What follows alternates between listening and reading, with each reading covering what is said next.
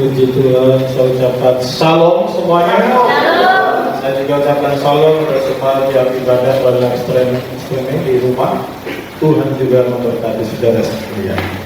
Puji nama Tuhan. Tapi saudara, kalau saudara memang juga membawa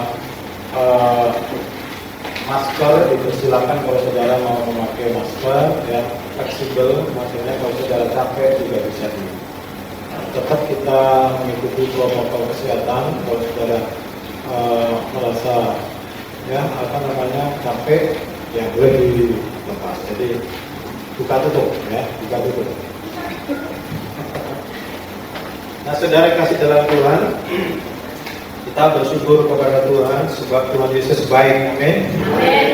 Dia selalu menjaga kita dan bahkan sampai pagi hari ini kita semua dalam keadaan sehat, amin. Bagi saudara, puji Tuhan. Nah, bangsa kita Indonesia pada hari Senin besok merayakan hari kemerdekaan yang ke-75. Nah, saudara kasih dalam Tuhan, 25 tahun lagi, yaitu ulang tahun yang ke-100, ya, artinya umur 100 tahun kemerdekaan Indonesia, atau tahun 2045. Diprediksi bahwa Indonesia menurut perhitungan, ya, penelitian dari lembaga-lembaga dunia, Indonesia akan bisa menjadi negara nomor 4 atau nomor 5 ekonomi terbesar di dunia. Katakan yes. Karena ada bonus demografi, yaitu jumlah penduduk anak-anak muda yang begitu banyak, usia produktif begitu banyak, kekayaan alam begitu luar biasa, kemudian juga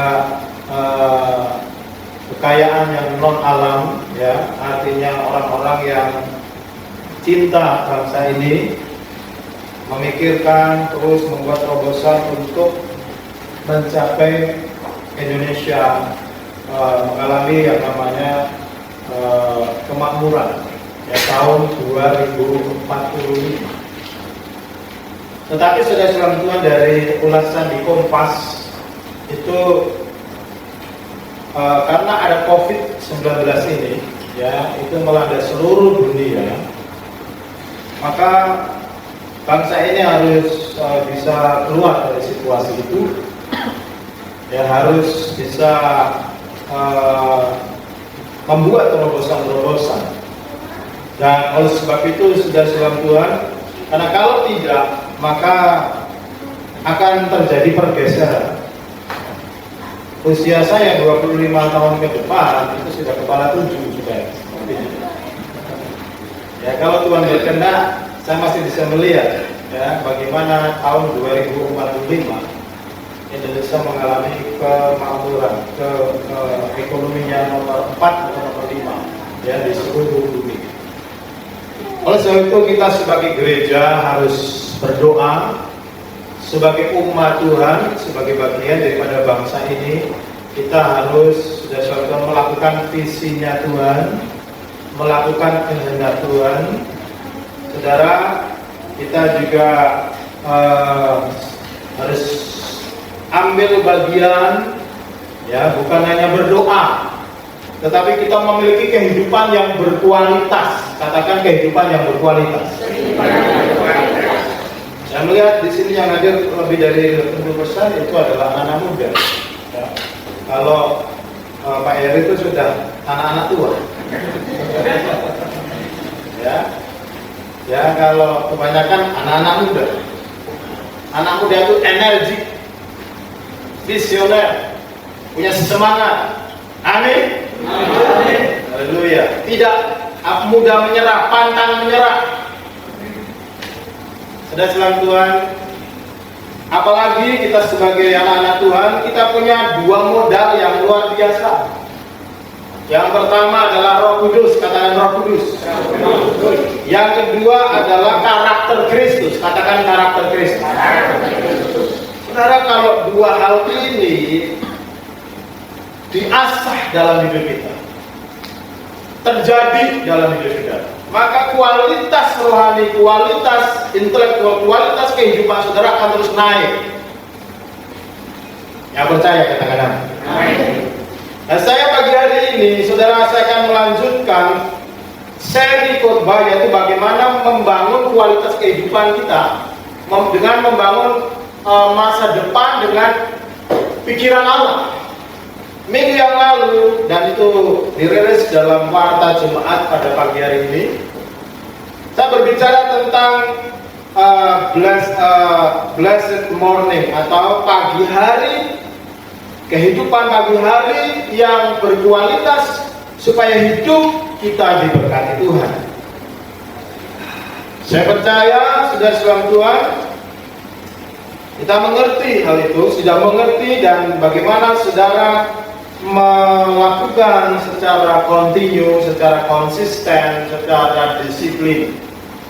Bagaimana memulai hari sebelum saudara melakukan aktivitas yang lain, saudara tidak skip hubungan saudara dengan Tuhan. Saudara tidak loncat, tetapi saudara melalui proses pagi hari itu, yaitu berjumpa dulu dengan Tuhan. Yang setuju katakan amin. Yang sudah melakukan katakan amin. Dan pagi hari menjadi pagi hari yang berkualitas karena saudara kita bisa menikmati relationship, keintiman dengan Tuhan melalui pujian, penyembahan, dan mendengarkan renungan firman Tuhan, membaca firman Tuhan. Hidup saudara akan berangsur-angsur, akan merasakan yang namanya seperti tanaman itu disirami. Yang mengerti katakan amin. Jadi akan menjadi subur. Tanaman yang subur, tanaman yang akhirnya berbuah. Nah, hari ini saudara, saya akan berbicara tentang the blessed day atau siang hari yang diberkati Tuhan. Katakan the blessed day. Katakan siang hari yang diberkati Tuhan. Saudara, kalau pagi hari adalah berbicara tentang bagaimana kita memulai hidup bersama Yesus. Tetapi saudara, blessed day atau setelah itu, ini adalah pelajaran bagaimana kita menjalani hari-hari bersama Yesus. Amin? Amin? Amin. Dalam kuliah saudara, dalam bisnis saudara, dalam membangun rumah tangga saudara, itu kan bicara hari-hari. Yang sebagai tukang, yang sebagai guru, yang sebagai mahasiswa, yang sebagai pelajar, yang sebagai hamba Tuhan dengan pekerjaan masing-masing, bisnis, apa saja, itu adalah day. Karena kata day and night, malam hari. Kalau day, itu adalah sepanjang hari, hari kerja saudara, hari di mana kita beraktivitas. Saudara, kita dalam kehidupan ini penuh perjuangan, dan hari-hari ke depan saudara penuh dengan tantangan. Tuhan sudah menetapkan kita menjadi orang-orang yang sukses. Yang percaya katakan amin. Amin. Sekalipun dunia sedang mengalami resesi, bahkan Indonesia pun sudah sebab Tuhan, kalau tidak hati-hati juga bisa mengalami resesi. Tetapi Presiden kita sudah memberikan laporan dan bahkan RAPBN atau Rencana Anggaran Belanja Negara RAPBN. Dan itu adalah menunjukkan sebuah optimisme dari bangsa ini. Indonesia bisa keluar dari krisis, bahkan bisa naik. Anak-anak Tuhan tidak akan mengalami krisis. Yang percaya katakan amin. Itu jaminan daripada firman Tuhan. Amin. Salam kanan diri model ala Jepang. Engkau tidak akan mengalami krisis karena Tuhan bersama. Haleluya. Amin. Wajah-wajahmu wajah yang sehat, senyum, kuat dalam Tuhan. Amin. Bukan wajah yang ditekuk, yang remuk, bukan. Ya, tapi wajah yang ceria. Amin. Wajah yang dimana Tuhan senang untuk memberkati saudara. Amin. Haleluya. Mari saudara kita buka firman Tuhan. Yang pertama Mazmur 110. Ini bacaan kita. Mazmur 118 ayat 24. Dan kemudian kita dalam perjanjian baru kita akan siapkan juga Markus 10, 17 sampai 27. Mari kita membaca Mazmur dalam 118 dulu. Ya. ayat yang ke-24. Ya, kita akan baca bersama-sama dengan suara yang nyaring, ya. 1, 2, 3. Inilah hari yang dijadikan Tuhan, marilah kita bersorak-sorak dan bersuka cita karenanya. Sekali lagi, inilah hari yang dijadikan Tuhan, marilah kita bersorak-sorak dan bersuka cita karenanya. Dalam versi King James Version dikatakan, "This is the day that the Lord has made. We will rejoice and be glad in it." Ini adalah hari yang telah Tuhan buat. Mari kita bersuka cita dan bersenang di dalam hari itu. Amin. Yaitu Tuhan yang membuat hari, siang malam, dan siang hari itu adalah Tuhan yang menciptakan. Mari kita buka firman Tuhan dalam Markus. Ya, saudara harus hafal ya, tadi Mazmur 118. Ini adalah hafalan ayat saya setiap pagi. Mazmur 118:24. Kemudian kita akan baca Markus 10 ayat yang ke-17. Ya, kita akan baca bersama-sama Markus 10 ayat 17. Kita akan baca sampai ayat 27. Ya, kita akan baca bersama-sama tentang orang kaya yang sukar masuk kerajaan Allah. Dan seorang berlari-lari mendapatkan dia dan di hadapannya ia bertanya, "Guru yang baik, apa yang harus ku berbuat untuk memperoleh hidup yang kekal?" Jawab Yesus, "Mengapa kau katakan aku baik? Tak seorang pun yang baik selain daripada Allah saja. Engkau tentu mengetahui segala perintah Allah. Jangan membunuh, jangan berzina, jangan mencuri, jangan mengucapkan saksi dusta, jangan mengurangi akal, hormatilah ayahmu dan ibumu." Lalu kata orang kepadanya, "Guru, semuanya ini telah kuturuti sejak masa mudaku." Tetapi Yesus memandang dia dan menaruh kasih kepadanya. Lalu berkata kepadanya, "Hanya satu lagi kekuranganmu. Pergilah, jualah apa yang engkau miliki dan berikanlah itu kepada orang-orang miskin, maka engkau akan beroleh harta di surga. Kemudian datanglah kemari dan ikutlah aku." Mendengar perkataan itu yang menjadi kecewa, lalu pergi dengan sedih, sebab banyak hartanya. Lalu Yesus memandang murid-muridnya di sekeliling dan berkata kepada mereka, "Alangkah sukarnya orang yang beruang masuk ke dalam kerajaan Allah." Murid-muridnya tercengang mendengar perkataannya itu. Tetapi Yesus mengulang lagi, "Anak-anakku, alangkah sukarnya masuk ke dalam kerajaan Allah. Lebih mudah seekor unta menunggang daun daripada seorang kaya masuk ke dalam kerajaan Allah." Mereka makin lupa dan berkata seorang kepada yang lain, "Jika demikian, siapakah yang dapat diselamatkan?" Yesus memandang mereka dan berkata, "Bagi manusia itu tidak mungkin, tetapi bukan demikian bagi Allah.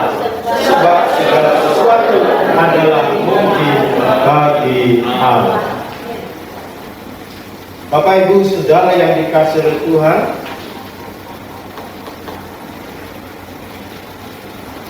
di dalam firman Tuhan ini kita belajar bahwa hidup ini penuh dengan tantangan dan tidak mudah untuk masuk ke dalam kehidupan yang namanya kerajaan Allah atau hidup yang diberkati. Saudara kasih dalam Tuhan, hidup manusia seperti sebuah mobil. Sebuah mobil akan mogok jika mobil itu diisi dengan bahan bakar yang dicampur dengan air. Sekalipun saudara membeli mobil yang baru, tetapi saudara, kalau engkau mengisi mobil itu dengan bahan bakar yang dicampur dengan air, maka mobilmu mobil saudara tidak akan bisa berjalan, tetapi akan mogok. Demikian juga seringkali kehidupan banyak orang Kristen bagaikan mobil yang mogok. Mengapa?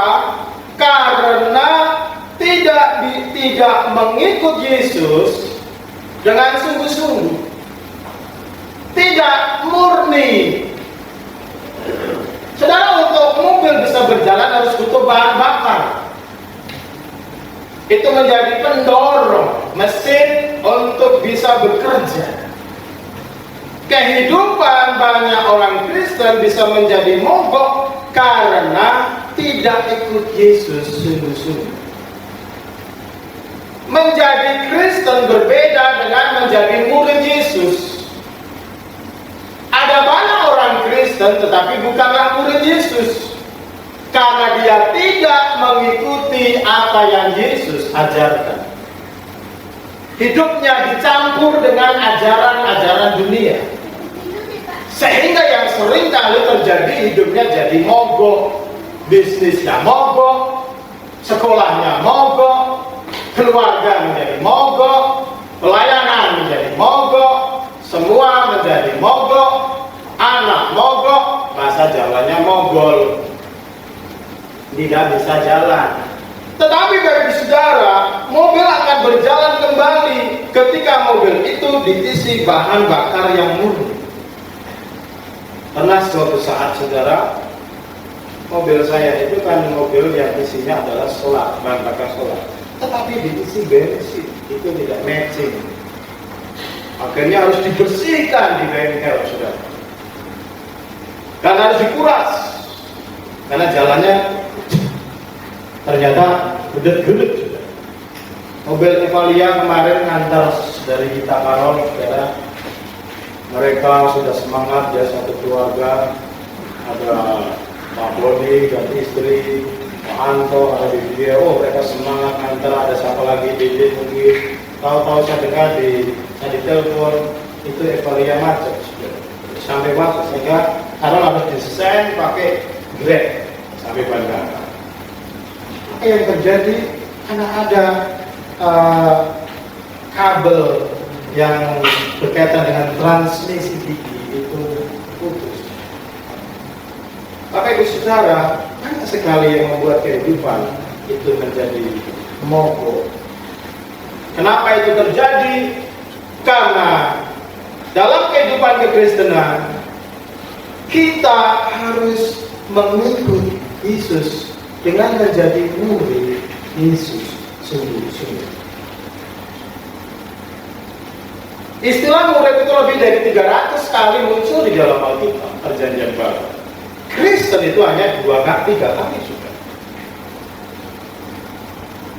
Oleh sebab itu saudara, Yesus dalam amanat agung juga mengatakan, jadikan semua bangsa muridku. Betul saudara? Jadikan semua bangsamu murid. Jadi saudara-saudara Tuhan, di sini kita belajar pentingnya mengikut Yesus di hari-hari sepanjang kehidupan saudara.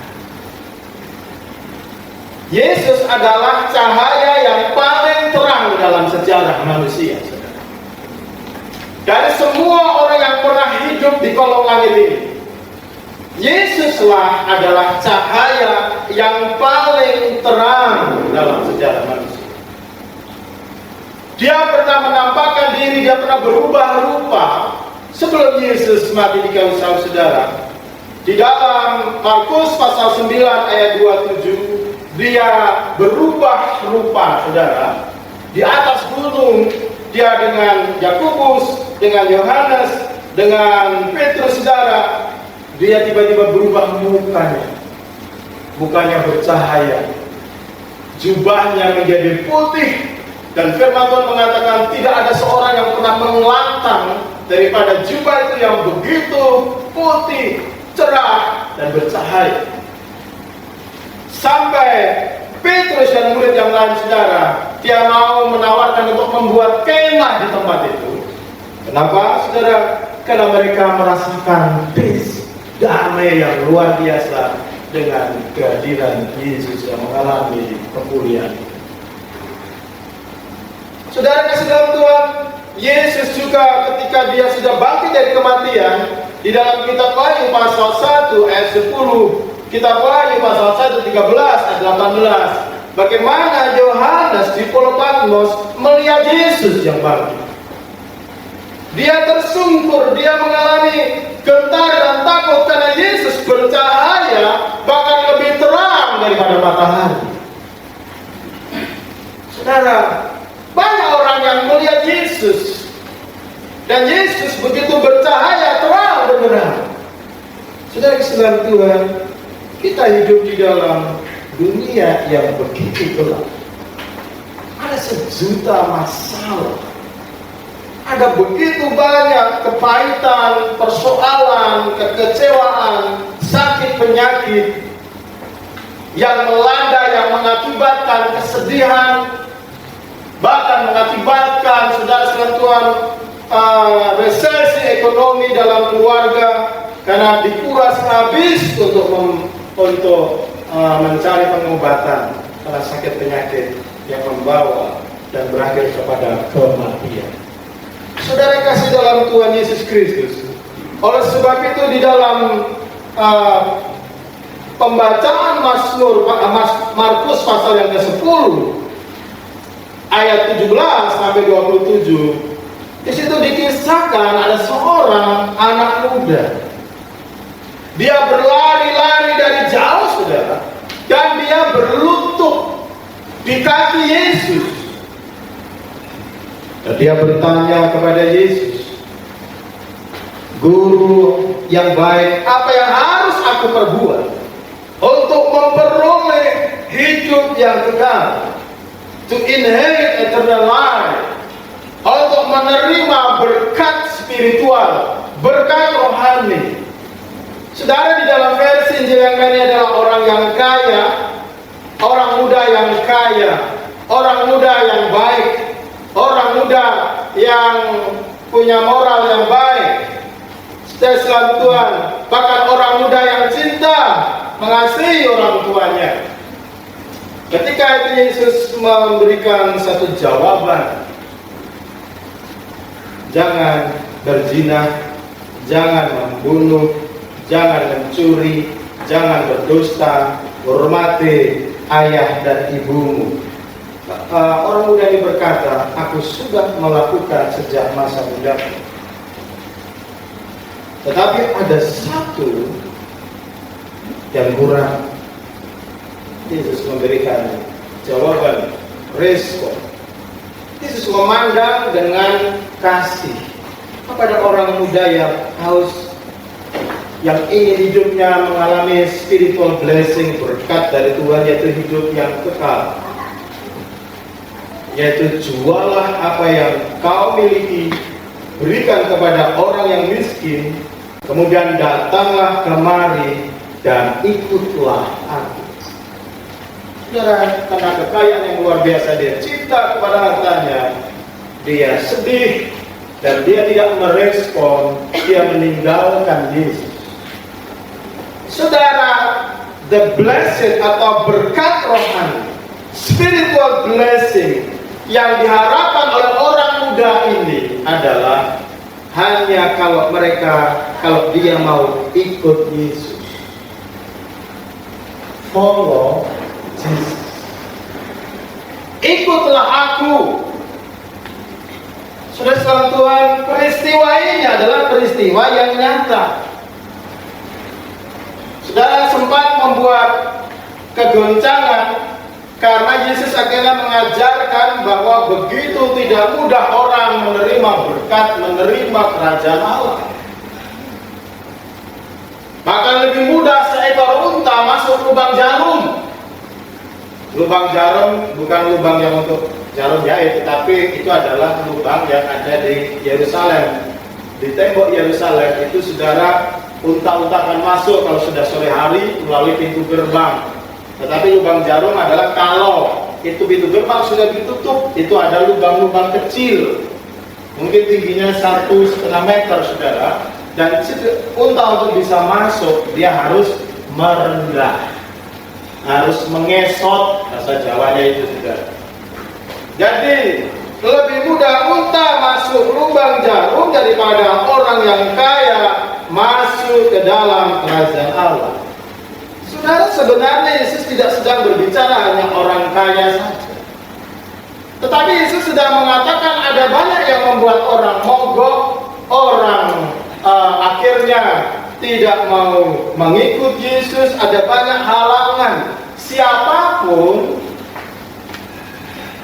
bahkan kita semua untuk bisa menjadi murid Yesus, saudara punya banyak halangan. Ada banyak rintangan. Orang kaya ini, saudara, sebenarnya dia bisa menjadi salah satu daripada 12 murid. Tetapi dia akhirnya tidak tercatat di dalam Alkitab, saudara, karena dia akhirnya pergi dengan sedih dan tidak ikut Yesus. Ada dengan kecewa karena dia lebih cinta hartanya. Padahal di ayat yang lain, saudara, di dalam Markus, juga di dalam pasal yang ke-10 ayat 28 sampai 31, Yesus juga berbicara tentang upah, tentang berkat, saudara. Kalau karena Yesus untuk meninggalkan semua yang kau miliki, istrimu, suamimu, bahkan hartamu atau apa saja, dan kau menderita karenanya, Yesus akan mengembalikan di dunia ini 100 kali lipat. Bahkan Tuhan akan memberikan kepada dia, yaitu hidup yang kekal. Saudara Islam Tuhan, tetapi memang setiap orang punya yang namanya tantangannya sendiri. Setiap kita untuk ikut Yesus itu tidak mudah. Menjadi Kristen itu mudah. Tetapi untuk mengikut Yesus berarti menjadi murid Yesus, saudara, kita harus menanggalkan semua yang merintangi kehidupan kita. Kita harus menyingkirkan semua ego kita, hawa nafsu kita, bahkan semua yang merintangi kita itu kita rela lepaskan, saudara. Saudara selamat Tuhan, baru kita mengikut Yesus. Oleh sebab itu, saudara, di dalam perjalanan kehidupan kekristenan kadang-kadang kita abdor, naik turun. Seringkali Tuhan harus memproses ulang, karena kita kadang-kadang tidak tahan diproses oleh Tuhan. Kadang-kadang kita mau jalan pintas, kadang-kadang kita mau hidup bebas, kita tidak mau ditegur oleh firman Tuhan, kita tidak mau diluruskan jalannya. Saudara, hari-hari yang kita lalui, pagi hari kita memulai dengan Tuhan, tetapi siang hari atau hari di mana kita di marketplace, dalam kehidupan keluarga sehari-hari, disitulah juga sangat menentukan apakah kita mau menjadi murid Yesus. Kata murid di situ berarti kita mengikuti gurunya, mengikuti ajarannya, memegang prinsip-prinsipnya. Kita menginternalisasi, kita menyerap kehidupan Yesus, kita sinau dari Yesus, kita belajar dari Yesus, kita memandang kepada Yesus. Oleh sebab itu, Bapak Ibu Saudara kasih dalam Tuhan, disinilah di dalam 2 Petrus 3 ayat 18 ada satu pesan agar kita terus bertumbuh di dalam kasih karunia, agar kita terus bertumbuh mengenal Tuhan kita Yesus Kristus. Yang mau katakan amin. Bapak Ibu Saudara kasih dalam Tuhan, ada untuk mengikut Yesus, to follow Jesus, ya, untuk mengikut Yesus, berjalan memandang kepada Yesus, ya.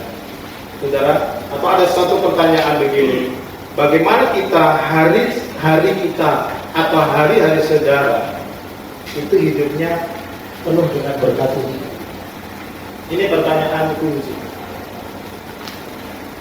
Saudara sudah punya kualitas rohani yang baik di pagi hari, tetapi bagaimana hari-hari yang kau lalui menjadi hari yang diberkati Tuhan? Jawabannya adalah berjalan, memandang, dan mengikuti Yesus. Di masa krisis, di masa resesi, apalagi saudara, kita harus lebih lagi. Situasi yang tidak mudah ini, saudara, membuat kita harus memandang kepada Yesus, berjalan mengikut Yesus. Yesus berkata kepada orang muda itu, ikutlah aku.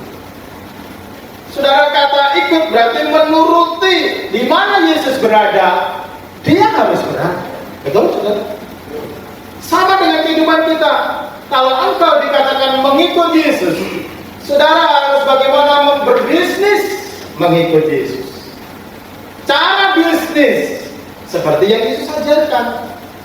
Sekolah mengikut Yesus, kuliah mengikut Yesus, bekerja mengikut Yesus. Apa saja engkau mengikuti Yesus. Artinya apa, saudara? Engkau mengikuti apa yang Yesus lakukan. Dan saya akan ringkas dengan 3 hal ini.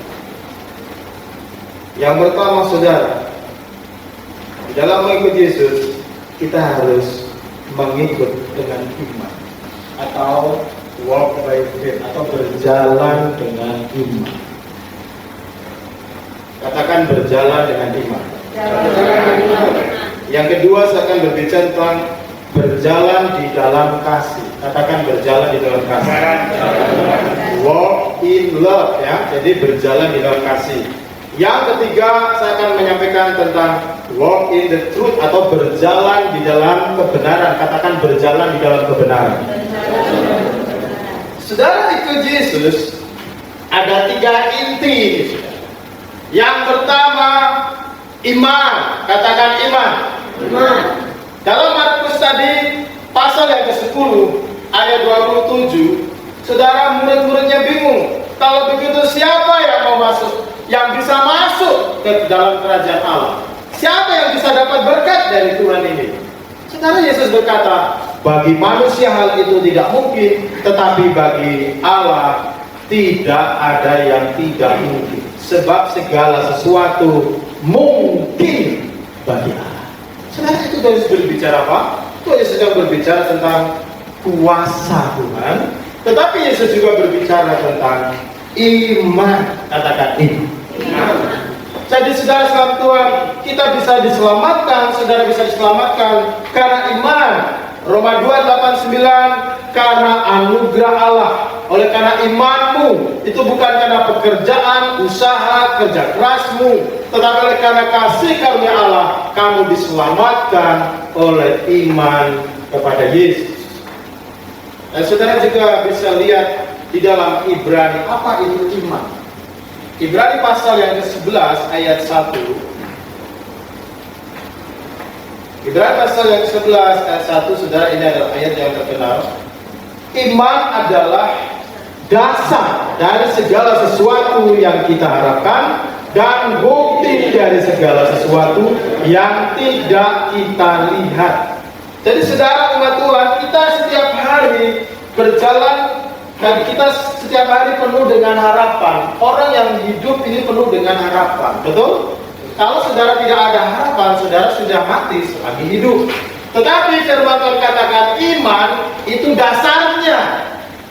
Ketika saudara punya pengharapan, iman menjadi dasar dan akan menjadi bukti, akan terjadi. Maka orang benar akan hidup oleh iman. Orang benar akan berjalan bukan dengan penglihatan mata jasmani. Maka saudara juga harus selalu ngobatin mata, bukan hanya mata jasmani. Kemarin tadi malam saya pakai obat mata, sudah kena pedas. Saya naik sepeda keliling, sudah dapat kacamata, tapi rupanya masih banyak binatang, jadi robos. Jadi saya harus dikasih obat mata. Mata sebelah kiri saya pedas.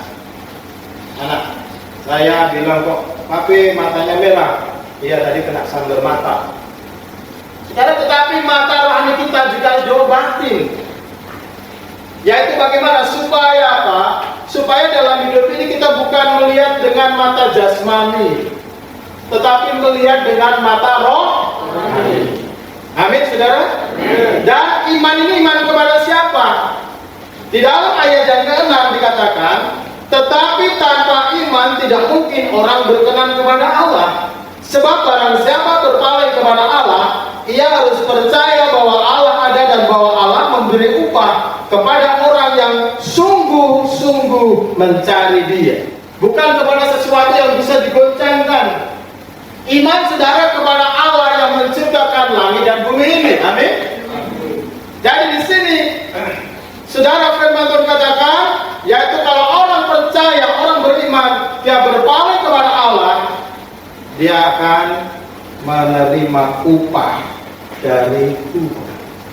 Jadi saudara, kalau kita ini ikut Yesus, kita harus mempercayakan hidup kita kepada Yesus. Amin. Amin. Dalam situasi apa saja, Yesus bisa melakukan apa saja. Orang mati bisa dibangkitkan.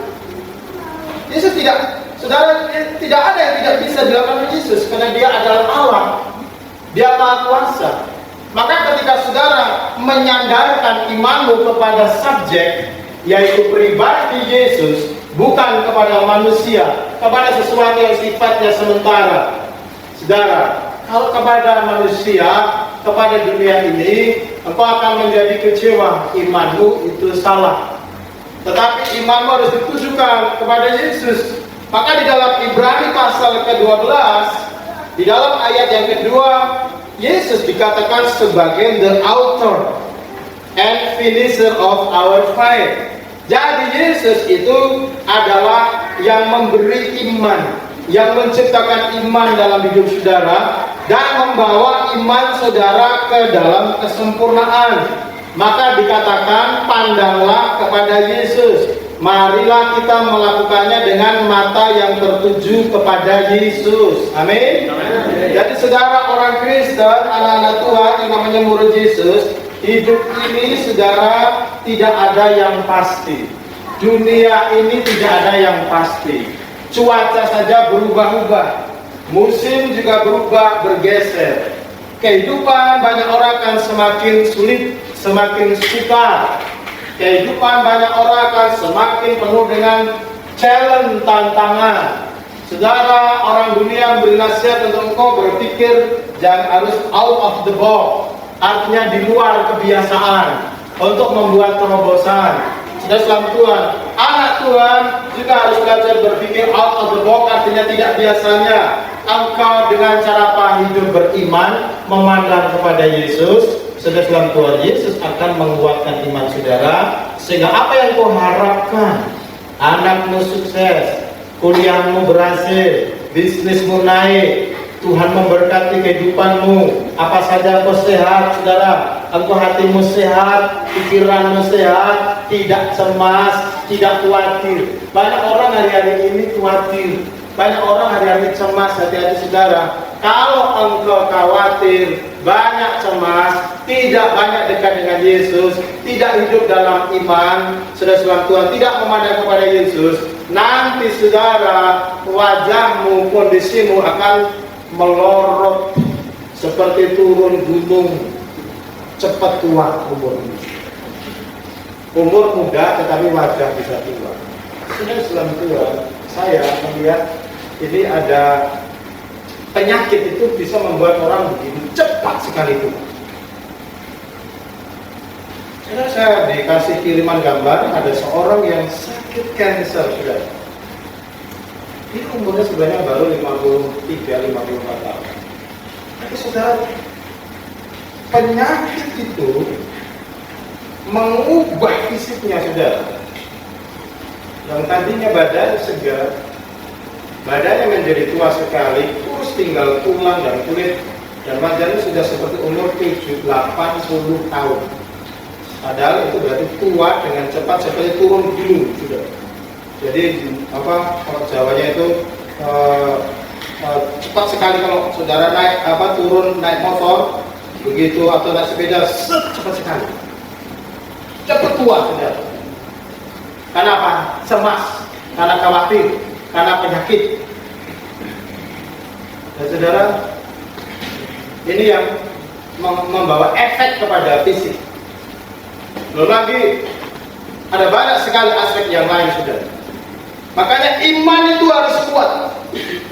Iman saudara kepada Yesus harus kuat. Yang mau katakan amin.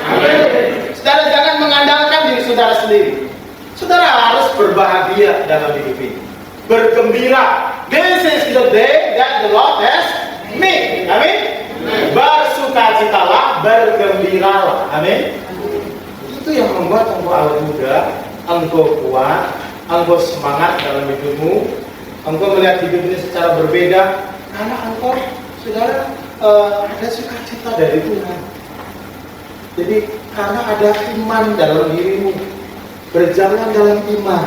Dalam dalam Markus 11, Markus 10, saudara, di situ ayat 22 sampai 24. Jika Markus 11 ayat 22 sampai 24, Yesus mengajar kita bahwa iman itu bukan hanya menyelamatkan.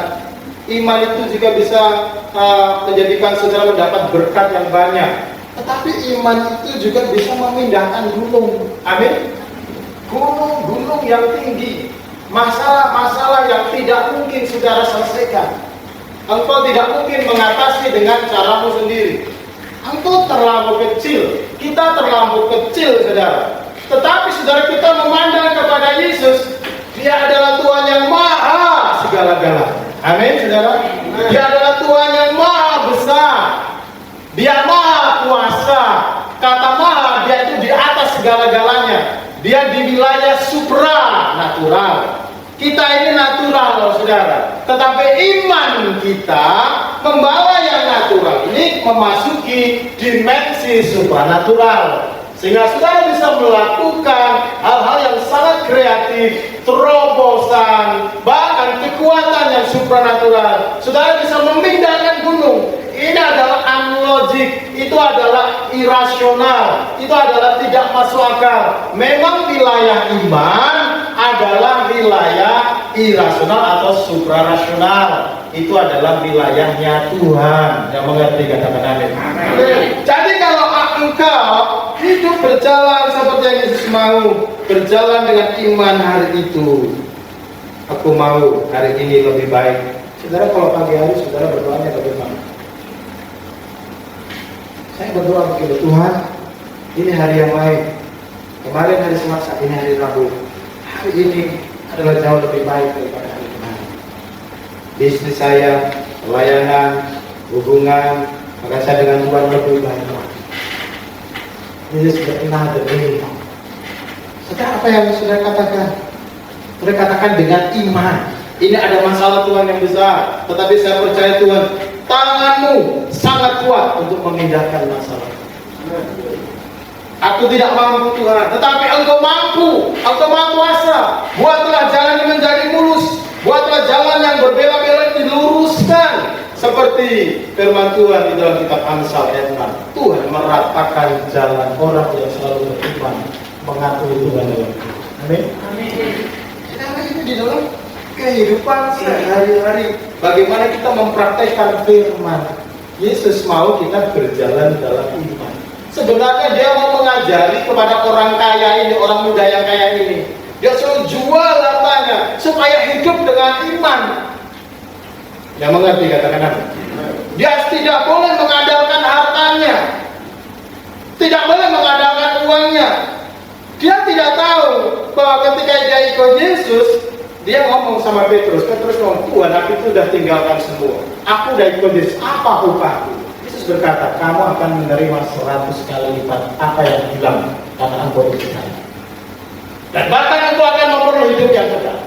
Jadi sebenarnya Yesus mengatakan kepada orang muda ini, engkau akan dikembalikan 100 kali lipat kekayaanmu kalau engkau ikut aku. Bahkan engkau akan memperoleh hidup yang kekal. Kamu mengerti kata-kata? Tapi di sini namanya ramah iman, saudara. Ikut Yesus itu butuh iman. Hujan, tak masalah, saya akan datang ke gereja. Ada bahkan tidak ada motor, jalan kaki. Ada rintangan apa? Terabas. Tapi kalau sekarang dia mengikuti protokol kesehatan. Di mana saja saudara kita harus ikuti protokol kesehatan. Saudara di Jogja sih masih hijau. Tapi di tempat lain kalau sudah merah, ya kita nggak berani. Tapi ini ya, kita ngikutin protokol kesehatan. Itu berhikmah. Setelah kita berjalan dalam iman, bukan berarti kita tidak memakai yang namanya pikiran. Ada wilayah pikiran, tapi ada wilayah yang namanya supra pikiran. Jadi saudara, kita belajar hidup ini, saudara yang bisa lakukan, saudara bersyukur lakukan dengan baik, tetapi ada wilayah kehidupan saudara. Saudara itu mentok. Itulah yang namanya pekerjaan iman. Maka orang Kristen, anak Tuhan yang ikut Yesus, dia akan semakin naik dan terus naik. Amin. Karena ada pertumbuhan. Makanya saudara, the blessed morning itu bicara tiap pagi itu kunci. Kalau pagi harimu kamu skip hidup hubunganmu dengan Tuhan, maka siang harimu kau bisa kacau. Demo bisa kacau. Engkau tidak akan berjalan dalam iman. Tetapi ketika engkau pagi hari sudah dikirimi, dihujani dengan blessing dari surga, maka engkau akan berani menghadapi apapun tantangan dan siap menghadapi segala tantangan. Yang percaya katakan amin. Engkau akan bahkan bisa menolong orang lain. Engkau akan berjalan dengan ini. Yang kedua, saudara, walk in love. Katakan berjalan di dalam kasih. Saudara ikut Yesus, maka ada dimensi yang lain, saudara, yang kita harus mengerti. Yesus itu adalah penuh dengan kasih. Ada seorang yang bertanya, seorang ahli Taurat, di dalam Markus pasal yang ke-12, ayat 29, saudara. Dia bertanya, Tuhan, Guru, hukum manakah yang paling utama? Di situ Yesus memberi jawaban, hukum yang tertinggi adalah kasihilah. Hukum yang tertinggi adalah, hai orang Israel, Tuhan kita itu Esa. Dan kasihilah Tuhan Allahmu dengan segenap hatimu, dengan segenap jiwamu, dengan segenap akal budimu, dan dengan segenap kekuatanmu. Itu adalah hukum yang terutama. Hukum yang kedua adalah kasihilah sesamamu manusia seperti engkau mengasihi dirimu sendiri.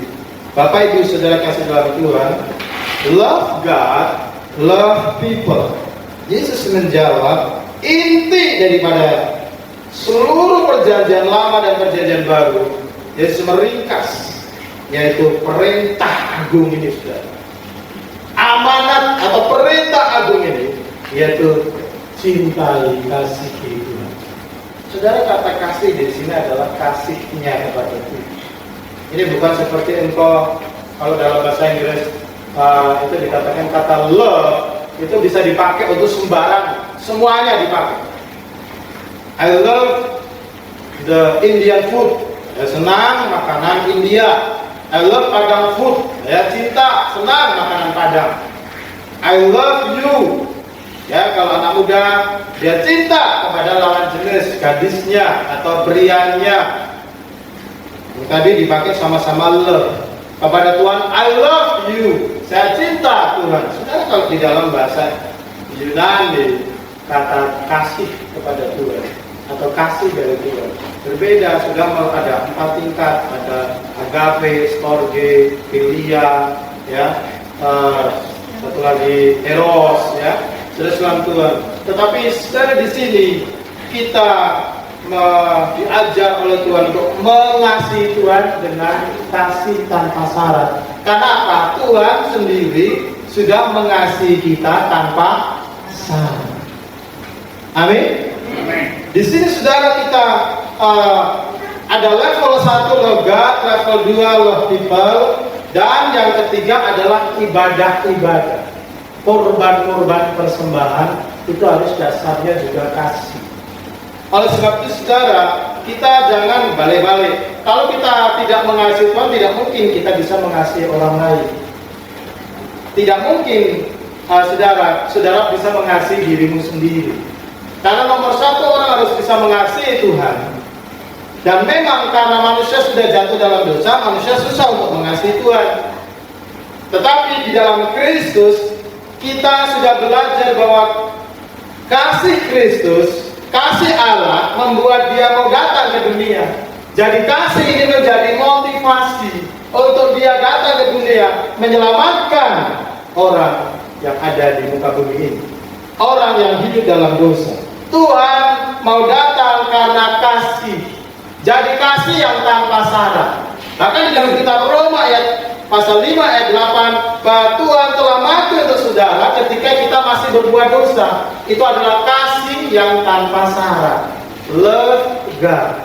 Makanya sudah dalam Tuhan, Yesus memberikan satu pengajaran yang sangat penting di sini, dan kemudian ahli Taurat dia memberikan tanggapan, memang benar ya Tuhan bahwa mengasihi dia dengan segenap hati, segenap kekuatan dan seterusnya itu, dan mengasihi sesama manusia seperti diri sendiri jauh lebih utama dari korban bakaran dan korban sembelihan. Kemudian Yesus dia melihat bahwa orang ini bijaksana, dan Yesus berkata, engkau tidak jauh dari kerajaan. Saudara yang dikasihi Tuhan, jawaban ahli Taurat ini meresponi secara positif apa yang Yesus jawab, bahwa memang agree, setuju bahwa hidup hukum yang tertinggi adalah mengasihi Tuhan dan kemudian mengasihi sesama. Ibadah korban-korban itu harus merupakan wujud kasih. Itu yang ketiga. Sehingga saudara Tuhan Yesus berkata, engkau tidak jauh dari kerajaan Allah. Jadi Yesus itu penuh kasih. Maka saat ini saudara, anak-anak Tuhan yang namanya murid Yesus harus menerapkan yang namanya hidup dalam kasih. Di tengah-tengah dunia yang penuh kebencian. Lihat saudara, di mana-mana ada kejahatan. Apalagi zaman sekarang, ada orang yang ditembak, orang yang tidak pernah kenal. Sekarang polisi sedang memproses saudara. Orang itu mati, dibunuh, ditembak, padahal orang itu tidak mengenal. Ada masalah apa, tidak jelas. Sekarang saudara, kejahatan yang begitu meningkat, begitu luar biasa. Anak-anak Tuhan, sama sampaikan kepada kita, di tengah-tengah zaman seperti ini kita tidak boleh panik. Di tengah-tengah krisis seperti ini saudara tidak boleh panik. This is a time for a believer. Ini adalah waktu bagi orang percaya untuk mendemonstrasikan iman. Ini adalah waktu bagi orang percaya untuk mendemonstrasikan kasih kepada semua orang yang mengerti kata-kata. Yang pertama, love your spouse. Kalau kau sudah menikah, kasih pasanganmu dengan kasih eros, dengan kasih Tuhan, dengan kasih agape. Yang sudah menikah, love your spouse. Cintai pasanganmu, istri cintai suamimu, suami cintai istrimu. Jangan suami cintai tetanggamu. Itu salah penerapan. Nanti kena hukuman. Saudara, jangan seperti bebek, jangan seperti ayam-ayam di belakang saya. Satu jago, istrinya 5, saudara. Punya betinanya 5. Apalagi bebek, saudara. Bebek itu saudara, 1 bisa 7, 1 bisa 10. Jadi bukan Kristen bebek kita itu, amin. Bukan Kristen ayam. Sudah sekalian Tuhan, kita ini satu istri, satu suami yang sudah punya istri, cintai istrimu.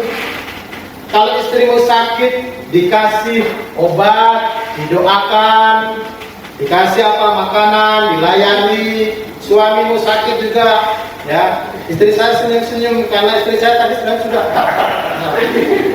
Ya kan?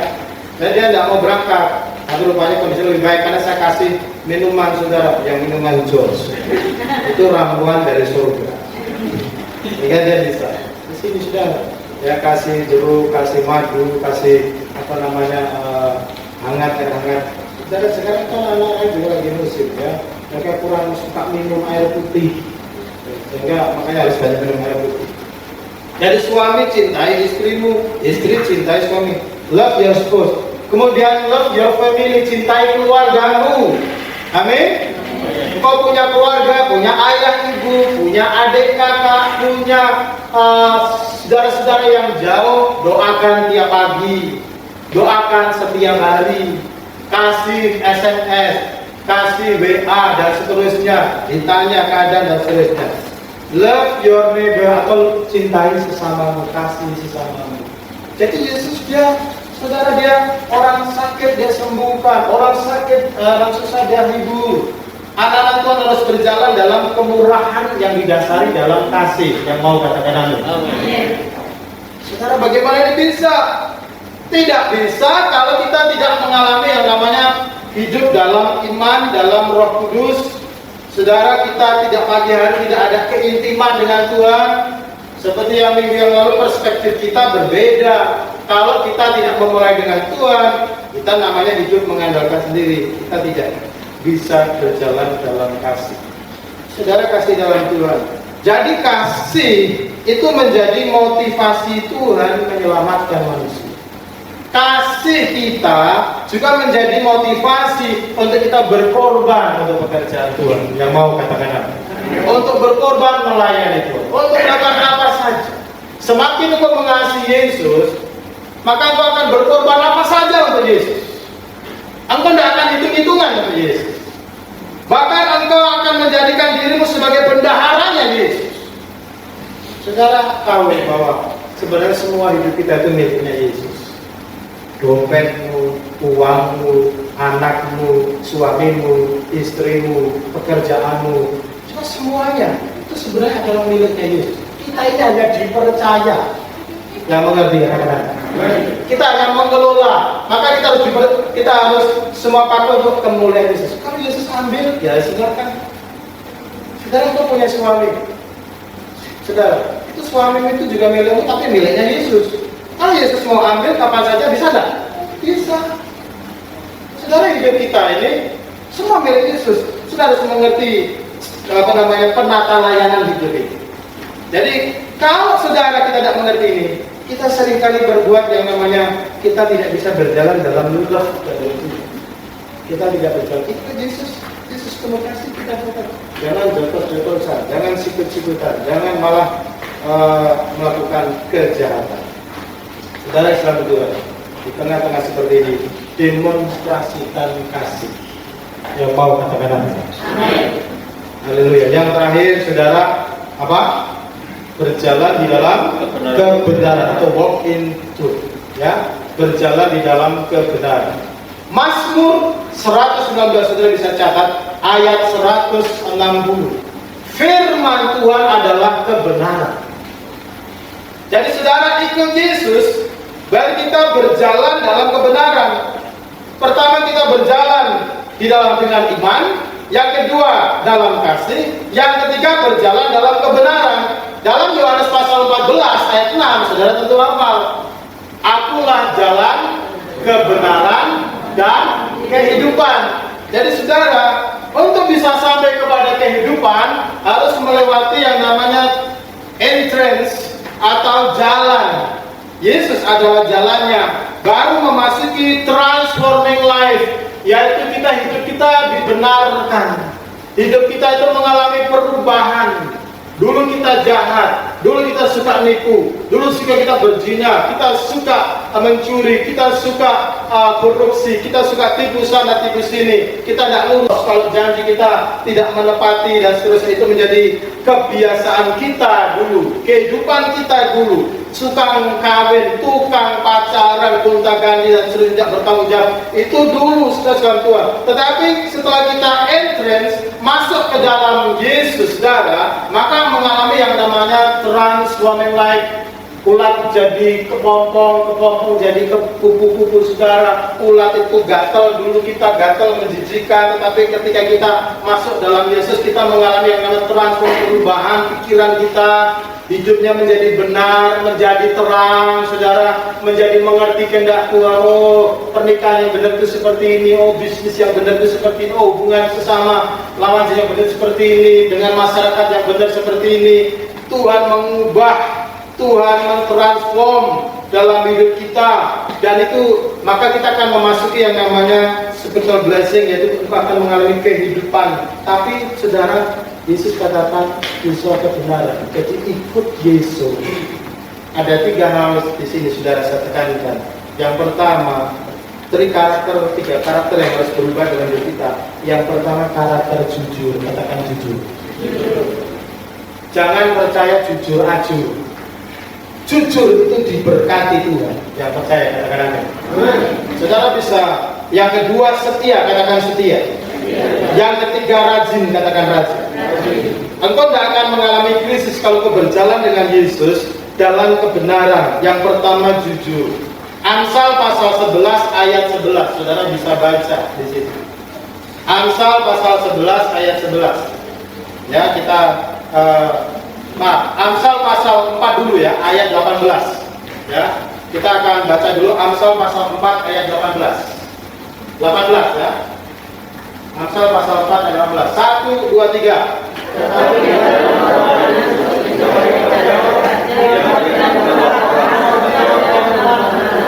Saudara sekali lagi 1 3. Tetapi jalan orang benar itu seperti cahaya fajar yang kemudian bertambah terang sampai rembang tengah hari. Saudara, yang kedua berjalan dalam kebenaran. Jalan orang benar itu seperti cahaya fajar. Pagi hari makin lama makin terang, dan sampai siang hari terang benderang. Yang mengerti katakan amin. Jadi saudara, inilah kehidupan orang yang benar. Makin hari makin terang,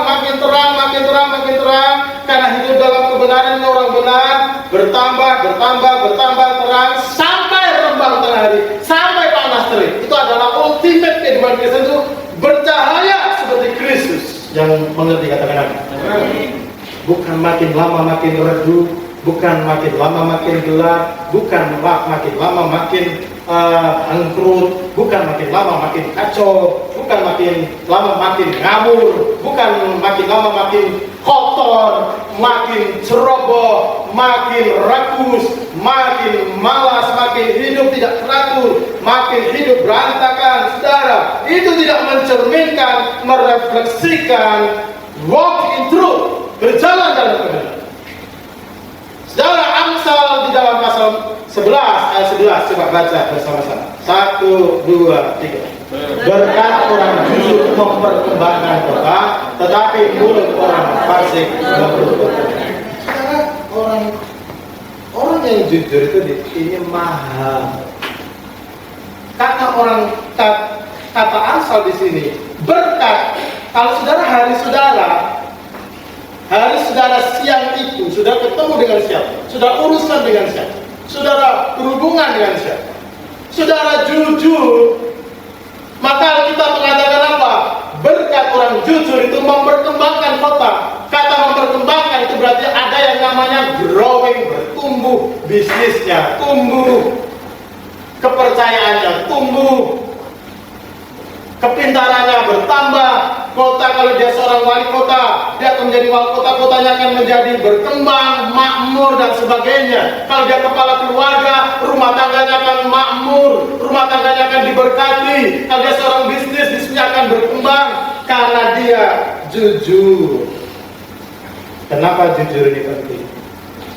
Karena dari jujurlah orang dipercaya. Saudara, lebih baik saudara rugi kalau kejujuran. Setelah itu saudara akan beruntung banyak karena dipercaya. Berhubungan dengan siapa saja akan menjadi langgeng, akan menjadi kekal. Bisnis apa saja, kerjasama apa saja, orang akan senang kepada saudara. Dan Tuhan lebih lagi yang supranatural akan memberkati saudara ketika engkau jujur. Karena jujur itu engkau akan dipercaya. Dunia ini sebagian runtuh. Dunia sebagian hidup dalam kemiskinan. Saudara, kemiskinan kadang-kadang bukan karena kebodohan saja, karena ketidakjujuran. Karena orang tidak dipercaya. Kota menjadi bangkrut, negara menjadi bangkrut karena ketidakjujuran.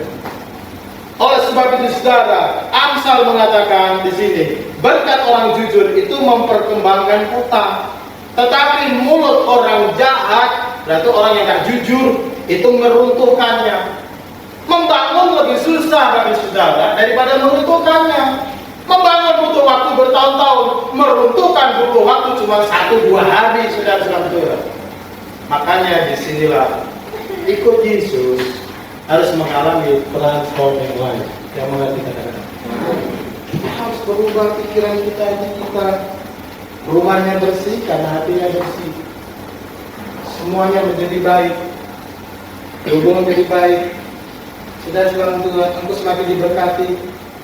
Dulu naik sepeda, Tuhan akan berkati engkau bisa dengan motor, karena usahamu diberkati Tuhan. Engkau bisa diberkati punya mobil, engkau bisa diberkati dulu kontrak menjadi punya rumah.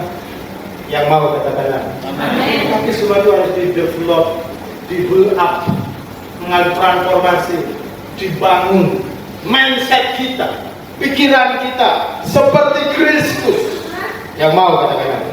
Yang kedua, saudara, sifat setia ini juga jarang, saudara. Mari kita lihat Amsal 20 ayat 6. Amsal 20 ayat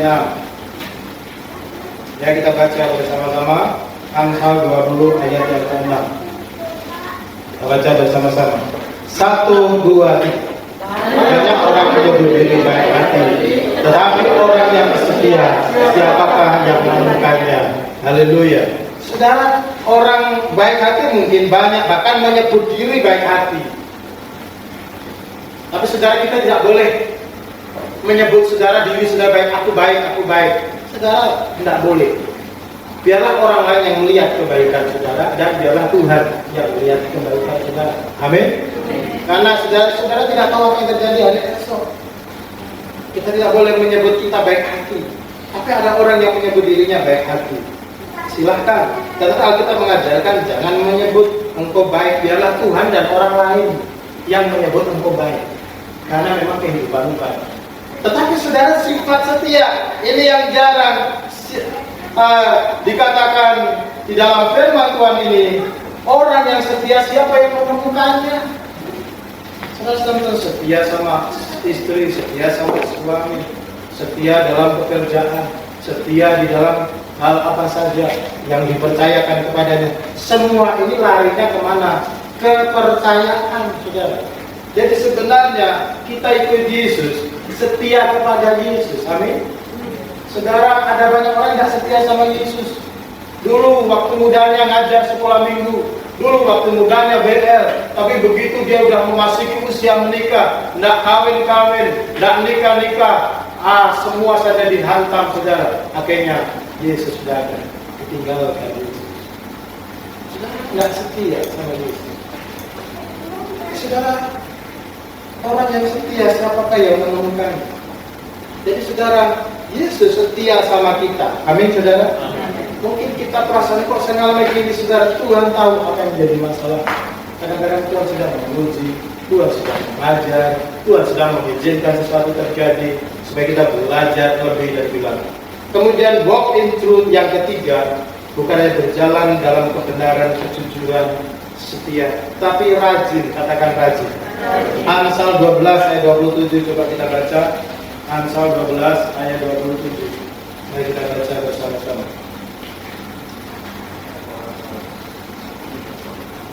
1, 2, 3. Orang malas tidak akan menangkap buruannya, tetapi orang rajin akan memperoleh harta yang berharga. Sekali lagi, orang malas tidak akan menangkap buruannya, tetapi orang rajin akan memperoleh harta yang berharga. Jadi bagi saudara, yang perlu ditransform dalam hidup kita juga bukan hanya sisi kejujuran supaya bisa dipercaya, bukan hanya sisi kesetiaan. Saudara, setia itu mahal sekali. Itu adalah faithfulness namanya. Kesetiaan itu faithful, penuh iman. Jadi orang yang sabar, orang yang setia. Tetapi di sini juga sifat yang namanya rajin. Saudara, kerajinan. Orang yang gak malas, orang yang terus bekerja, terus melakukan tanggung jawabnya, saudara. Dia akan menangkap buruan. Itu target, saudara. Tuhan akan memberkati. Jadi berjalan bersama Yesus dalam kebenaran. Saudara, orang itu juga bukan berarti malas. Jadi Tuhan tidak pernah mengajarkan kita malas, tetapi Tuhan justru mengajarkan kita untuk kreatif, inovatif, selalu punya passion, semangat dalam hidup. Makanya pagi hari kita sudah bangun, pagi hari kita sudah mencari wajah Tuhan.